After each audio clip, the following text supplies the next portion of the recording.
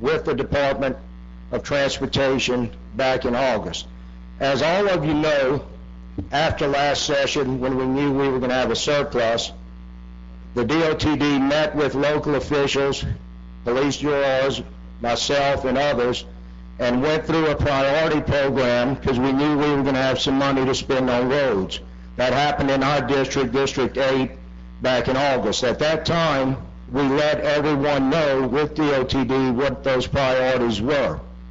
At that point, Secretary Ankner sent a letter acknowledging what the priorities were, and in that letter, it was acknowledged that one of the projects that needed funding was the resurfacing of Highway 112 in Rapides+parish.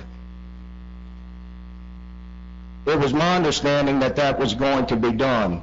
Lo and behold, when the project list comes out sometime in April, that road is not on there.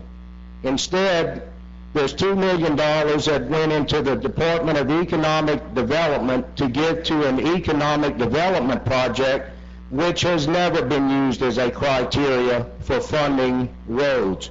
It's always been about safety, road preservation, and those sorts of things. That was all unknown to me because I was not involved in the process with the Department of Economic Development about things that are happening in our district. In talking with a number of you, it's my understanding that a lot of you are not being included in that process, and money is simply going into projects without there being any input from the legislators. We fund and we give and appropriate money, not the Department of Economic Development.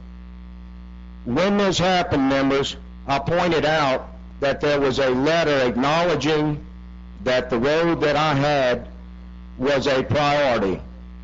The issue of giving the money to through an economic development project was never part of that acknowledgement with DED.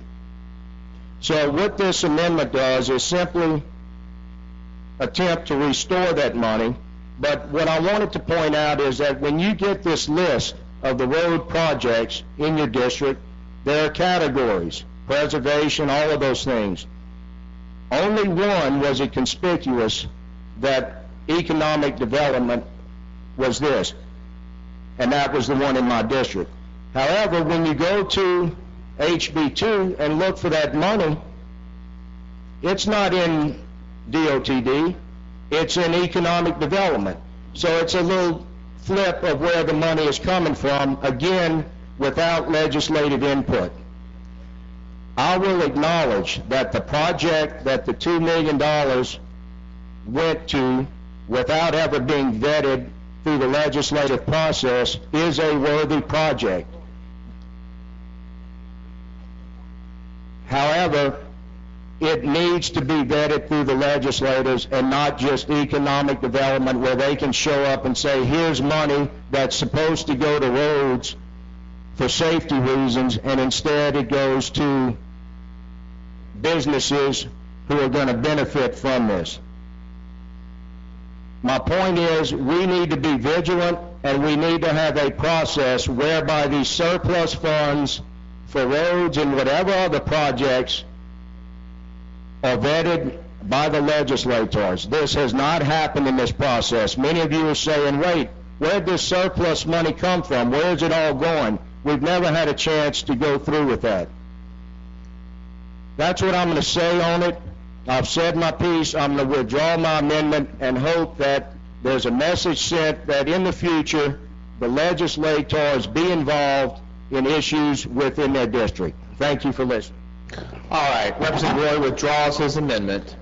Next amendment, Mr. Clerk.